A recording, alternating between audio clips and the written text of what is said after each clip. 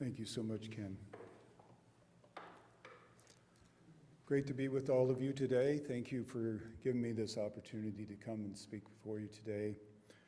And I want to start out by saying that I probably didn't have the right title for this, because it's not lessons from just an overnight warming center. It's lessons from my 45 years of doing social justice projects. So it's a lot of different social justice projects that I'll be talking about.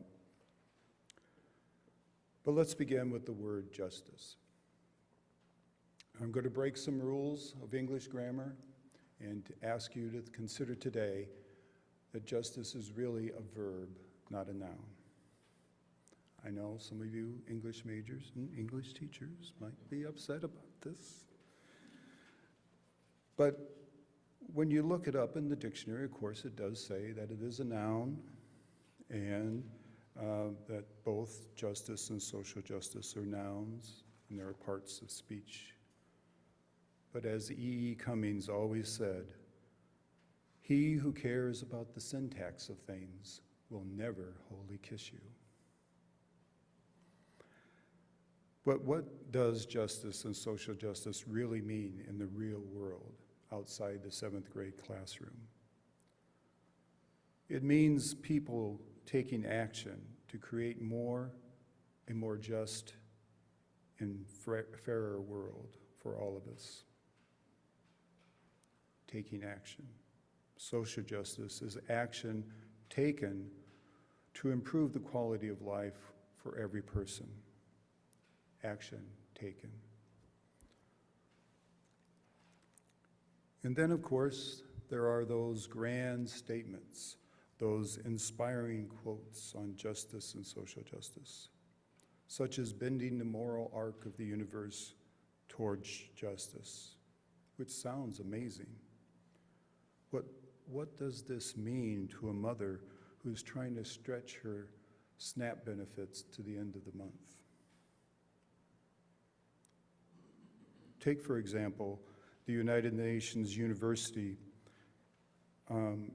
which is the primary research arm of the United Nations, has compiled 15 global challenges. Brian McLaren, in his book, Everything Must Change, tries to summarize those challenges into a manageable list, which he calls 4 deep dysfunctions in our world.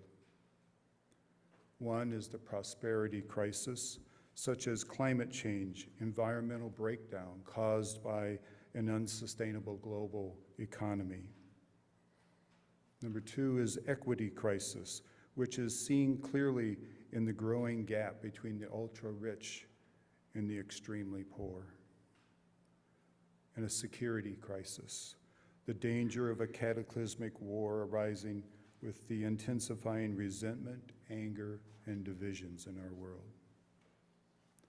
And the 4th is the spirituality crisis, the failure of the world religions to provide a framing story capable of healing and reducing the 3 previous crises, a framing story that gives people direction and values and inspiration by providing a framework for their lives, a framework that helps them define who they are, where they are, what's going on, and where are things going, why they should hope, and what they should do.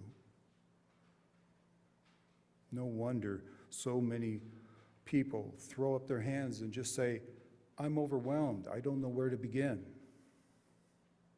We get trapped in the quicksand of solution deadlock. These problems are too big. There's nothing I can do about them.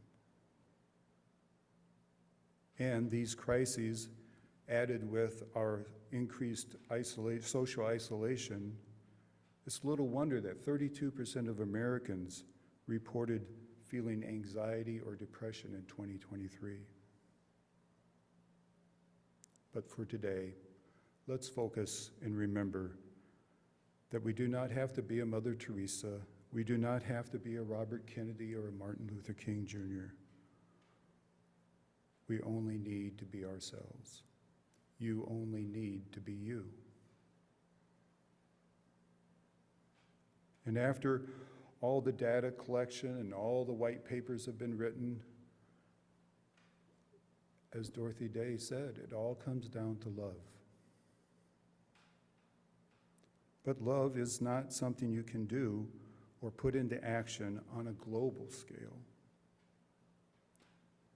And love does need to be put into action, but I propose to you today that you consider that love can only be put into true action in service at the local community level, and maybe even in your own neighborhood and in your own house.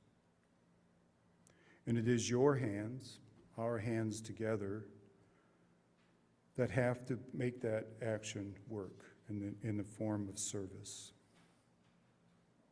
And you do not have to do it alone. We do it together. On October 26, 1967, Dr. Martin Luther King Jr. gave a speech to an auditorium of junior high students in Philadelphia. The title of that speech was, "What is Your Life Blueprint?"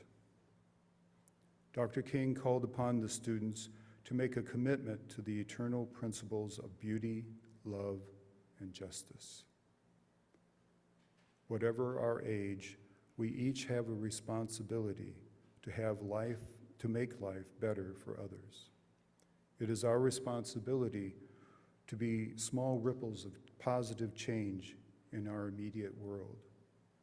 No matter how small, it all matters. So where do we begin? You begin here. You begin where you are. As Saul Alinsky said, you begin where the people are.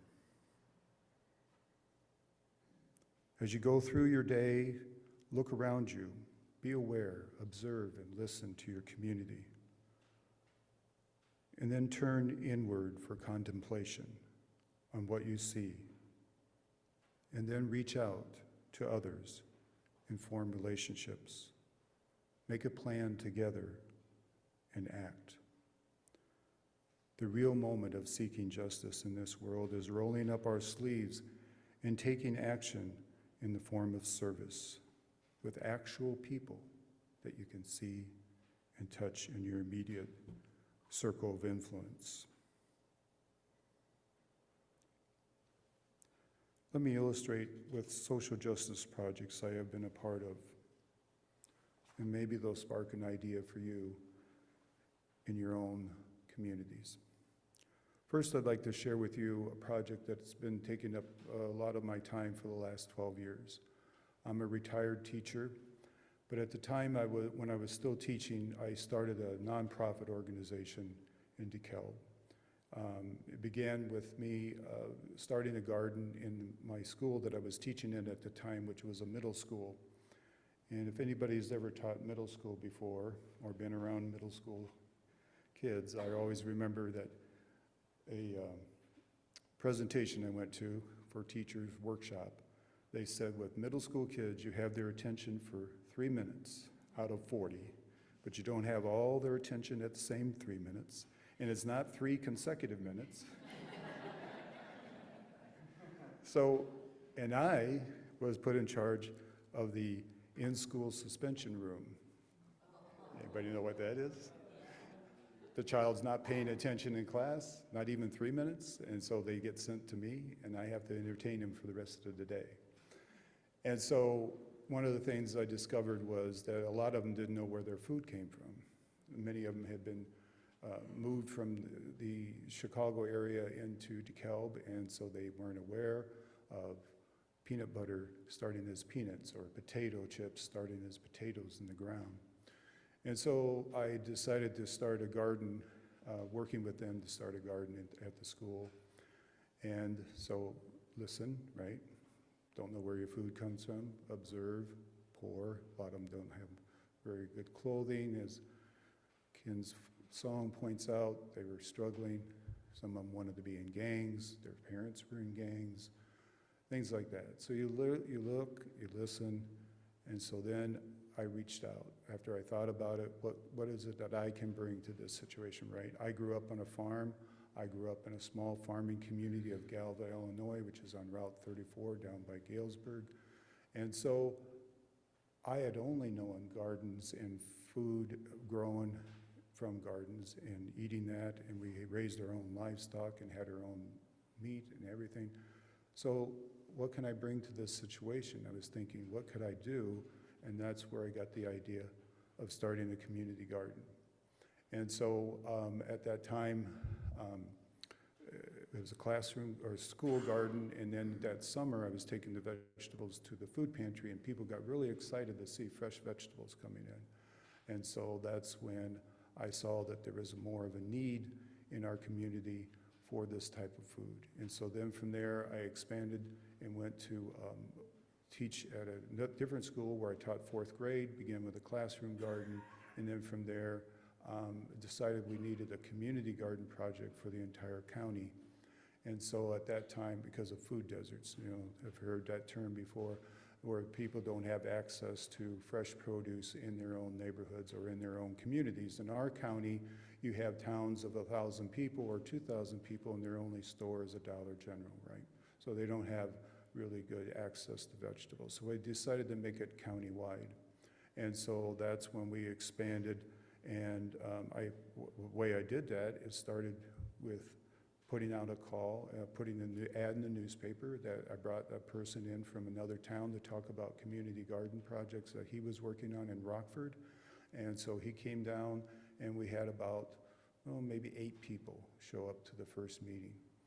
And I said to those folks that were there for the first presentation, I said, for those of you that would like to start a community garden project in DeKalb County, please stay behind and we'll start talking about how we can do that. And about 3 people stayed behind.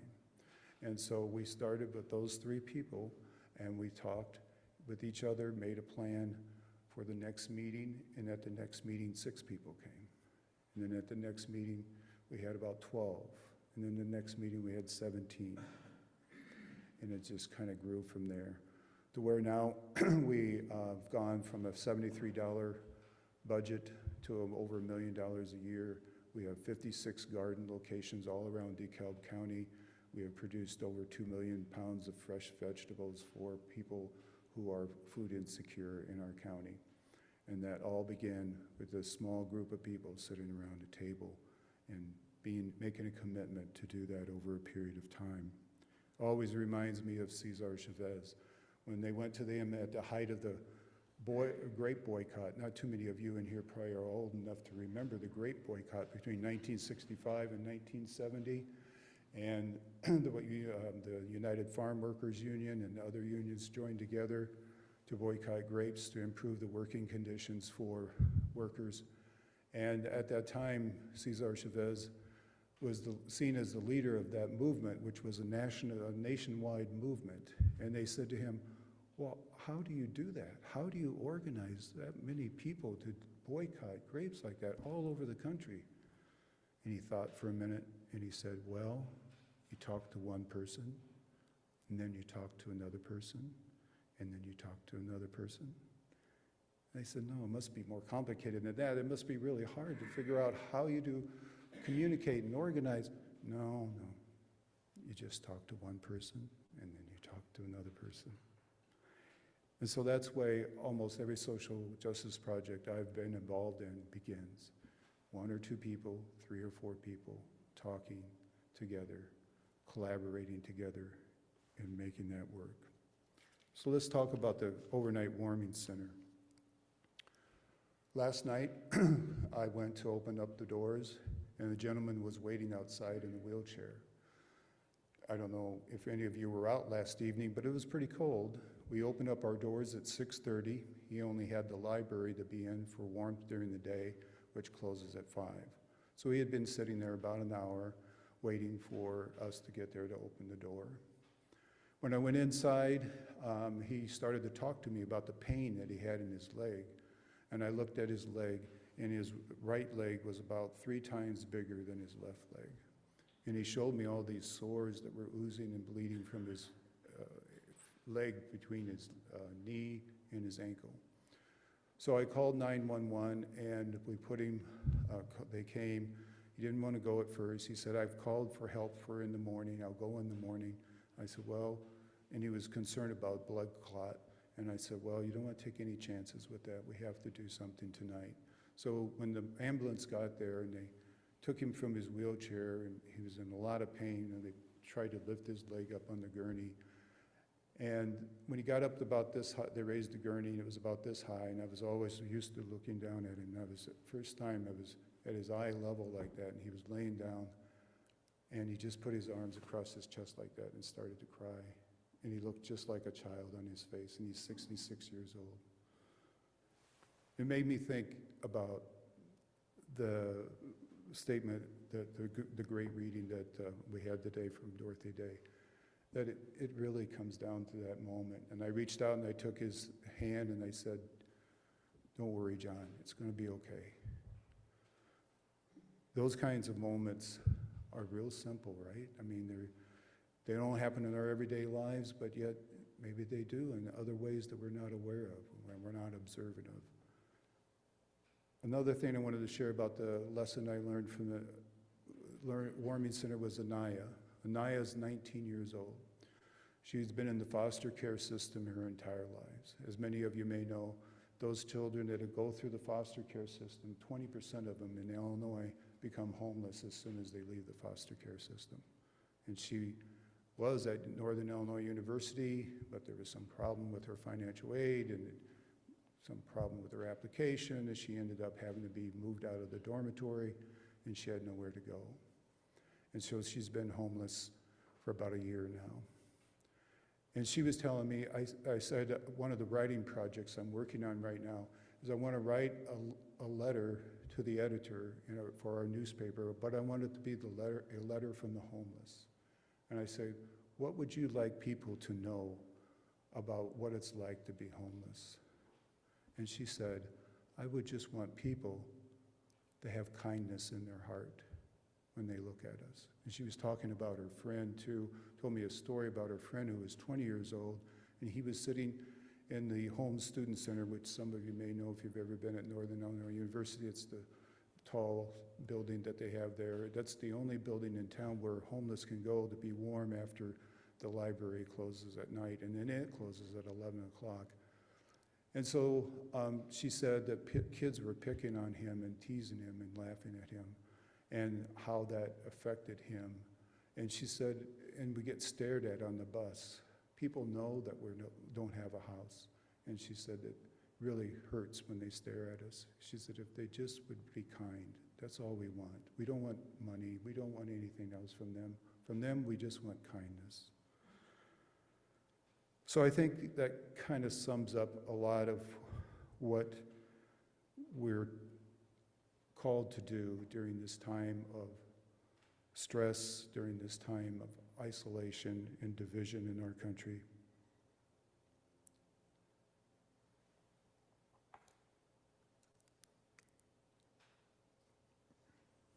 I learned from this experience that if I put into practice my spiritual values of the inherent worth and dignity of every person and provide kindness to those whose lives touch mine, and if I practice compassion in my human relations, then I am meeting the needs of those who seek warmth in our building while also filling a gap in the services of our community. Another example of another project that we've worked on with the Unitarian Universalist Congregation of DeKalb is what we call the We Pantry.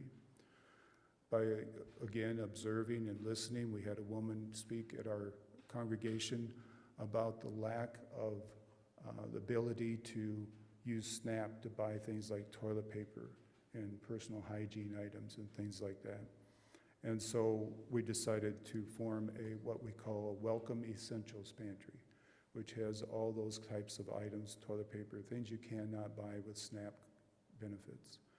And we make those available on a monthly basis, in bags available on a monthly basis to people in our community in that way. And we had so many people coming, we had 90 cars lined up. We started out again, very small, about 4 or 5 people in the congregation planning this. First time, we had a few people, next time a few more. And then it got, so the cars were so far lined up around the block. Our church building is right downtown, almost in the center of DeKalb.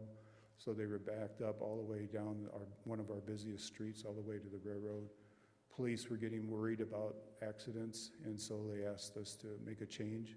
And so now we combine it with a food distribution at a different church, the Westminster Presbyterian Church, combined with their food distribution with DeKalb County Community Gardens. And again, collaboration, working together, looking for those relationships and building on those relationships to meet the needs.